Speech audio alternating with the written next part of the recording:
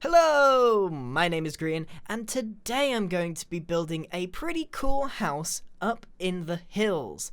The key feature of this one is the fact that it's built in to the landscape itself so that the house sits on multiple levels. So, obviously the first thing that you need to do with any build, but this one in particular, is find the right spot. And I found one nestled in this birch forest. As you can see, there's this big mountainside or hill that juts out of nowhere, and there's tons of these in Minecraft. So they shouldn't be too difficult to find. But once you have got it, there's usually lots of holes and caves and ravines around, so the first thing to do is completely cover those up and tidy up the area. I've also removed all of the trees for the sake of this video. However, I also suggest that for the purposes of the build, that you remove the trees as well, and it will supply you with some resources. Right, the next thing is to cut in, quite literally, steps into this mountain. Make sure you go pretty far back from the top and mark how far down you want to go, maybe 5 or 6 blocks. And then about halfway, you want to make a second step down the mountain. It is not going to look pretty for quite a while. The first thing we are doing is hand terraining, which means cutting out by hand all of the trees and all of this dirt, and we're going to have to tidy it up later. This is by far the most time-consuming thing of this build, but it does help us plan where everything is going to go.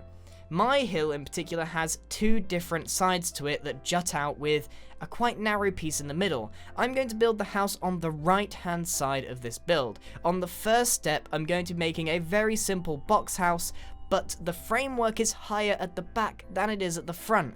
This will allow us to build a pretty cool entrance on the very top of the mountain. I'm then going to build a second slightly smaller box and frame on the second step lower down. This sort of design almost forces us to use the Y coordinate when we make our shape, which is something that I've been trying to teach for quite a while. The next thing is obviously fill in the walls, and then we will make the roof itself. So I've gone for 2 different styles of roof, but I'm keeping the same cobblestone overhang and the wooden framing along with a dark oak mix in the middle. But the main thing about this build is not the style that I'm making now or even the palette. The main thing is that it's spread over 2 different steps cut into the terrain in this mountain. This works with multiple styles, and it just makes for a really nice looking house. I've even got some different examples to show you at the end of the video.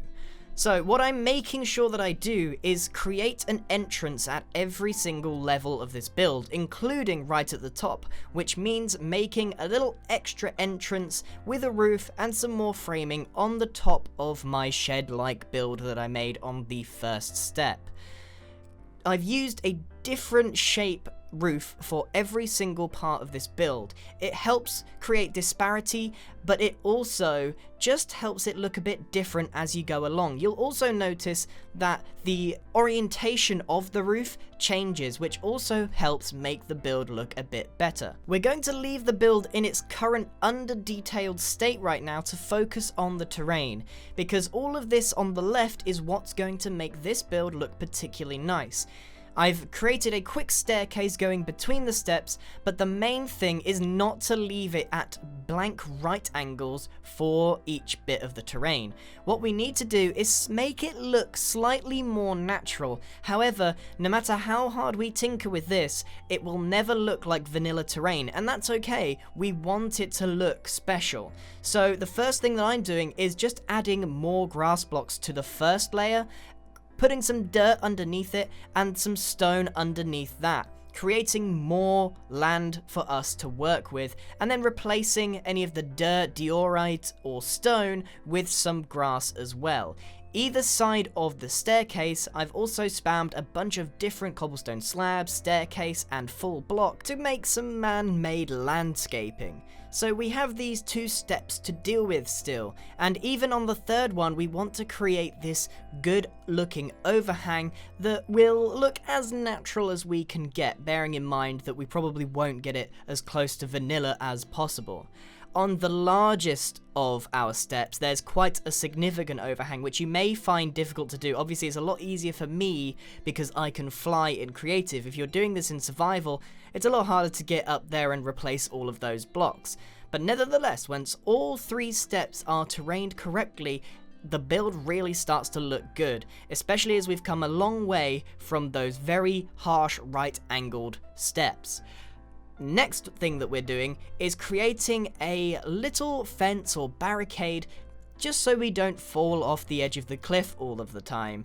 I've opted to use a very custom looking, very messy looking cobblestone wall that consists of a different slab or staircase or cobblestone wall all the way around until you've got the shape. And of course you can use normal fences or fence gates or a mixture, including cobblestone wall. I just thought that something a bit more unique would fit in with the theme of this build, as it is fairly rustic and it's a wooden house and it's got a lot of cobblestone in it. If you've made a modern house using this technique, then definitely do something different.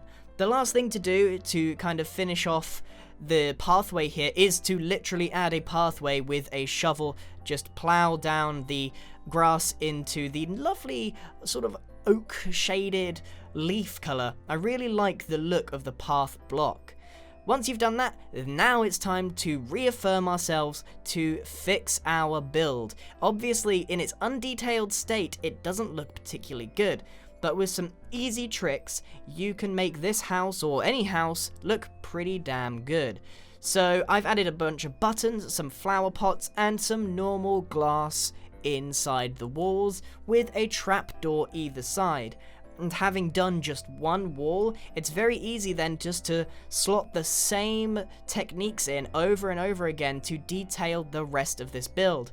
Buttons are something that I often forget to use in detailing, but they make a huge difference. Even just pasting them 4 in a row underneath a window just fills in the space and gives it a bit more 3D and depth to it.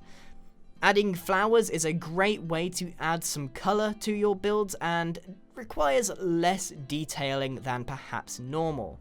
Adding more pathways and even some staircases above the doors adds shape to the build. So you can see how these very simple detailing techniques work really well with this particular build. Obviously, if you've used a different style, you might not have the same effect. And to top it off, quite literally, I'm adding my very own cobblestone chimney, which I usually do on all builds that are of this style or of wooden origin. I just think it's a really nice way to add some height to the build and to finish it off. Of course, it serves no actual chimney purpose, it is all aesthetic. So you can see from the back of the hill, the build doesn't look like much, but as soon as you start to come around into the terracing, the terrain and the build suddenly come into light and look very, very nice. On the inside of this build, there's not an actual lot of space. However, the idea and the concept of this build to use a hill to your advantage and cut in some steps is the key to this video. So that's it, but I've got another example to show you in a different style to illustrate how this terrain is used. So as you can see, I've got a different looking house, but it's using the same concept that I just went over. It's got an entirely different palette, a different shape, and a different layout. It's even way bigger than the one that I just went over. However, what it shares in common are these multiple steps that make their way up the mountain, and you can see that a lot more time and attention and detail has gone into the hand terrain. So as you can see, it doesn't quite matter how complex or what style your build is in. If you have multiple steps that make their way down the mountain, you can utilize that Y coordinate and make some brilliant looking shapes, even if you segment up your house like I did and the example here that Pearl has made. It works really, really well, and the concept is similar to what you might see in real life in the very famous ancient city of Machu Picchu. And having said that, if you guys like this video and you like this concept, I would be more than happy to make an entire town out of this concept to show you how we can take this step thing even further with working in natural vanilla terrain. So, if you want to see that video in particular, make sure you leave a comment down below and leave a like on this video, as that's how I know what you want to see. A big thank you to Pearl for making this secondary example of the terrain house type thing. I don't even know what to call it because it's so versatile, but you can use this as a mountainous house in any sort of style. All you need is some very good looking natural terrain to work with. Thank you very much for watching, everyone, and goodbye.